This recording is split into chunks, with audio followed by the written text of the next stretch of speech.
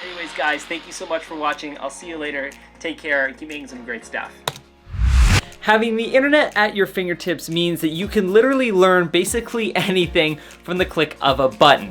The problem is, it's impossible to know which ones have the answers I'm looking for. That's why we created Pocket Film School. As a team, we've spent our whole careers working in the film industry, making a living doing what we love. But to get where we are today, we had to learn a lot of hard lessons.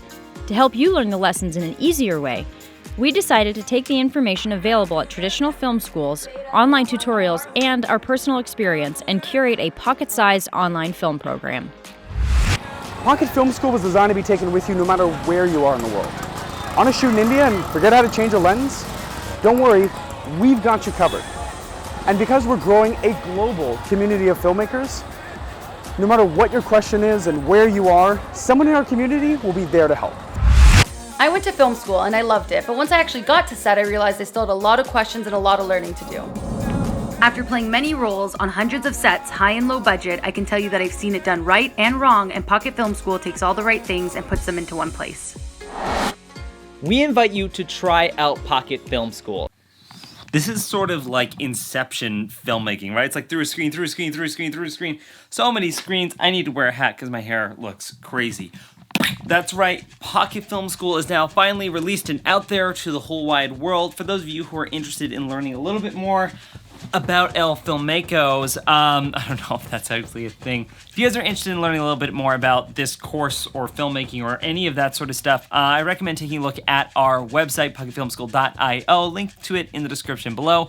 If you guys want to sign up and give it a gander, that would be amazing. Or if you guys are interested in a free course, you can go on to our Instagram and message us at Pocket Film School. Again, information in the description below. You guys can get a free course. That means you can give it a gander, take it for a test drive. And those of you who are like, man, but I want to give it a gander now. Well, I'm going to be releasing a few videos this week, a little bit on how the course works and operates, and you guys can have a bit of a test drive right now, where I'm going to be sharing a few episodes from my directing course. So the process of filmmaking has taken me years and years and years to gain and accumulate a lot of that knowledge, and we've sort of distilled it down into 9 hours worth of content, each piece of content being broken down by 12 different teachers from all aspects of filmmaking, from directing, producing, cinematography, production design, music, composing, sound design, and like think of a movie, think of all the categories, and we've tried to explain all of it. Anyways, guys, thank you so much for watching. Give it a look, or gander, as I keep saying, and I hope you have an awesome day.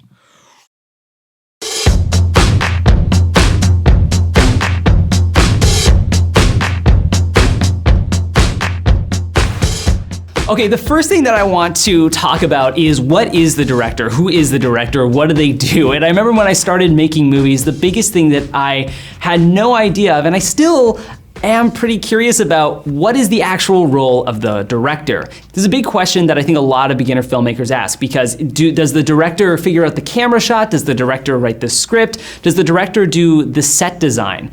A director doesn't do any of those things, but yet they do all of those things. So I want to talk about the actual specific role of the director, so you guys know, is this something that you want to actually do? Because to be honest, when you get out of film school or you get out of school, you might think that directing is your job, your duty, because you like every single department. But that might not actually be what you should do. So let's talk a little bit about the role and what I've kind of assumed through this position.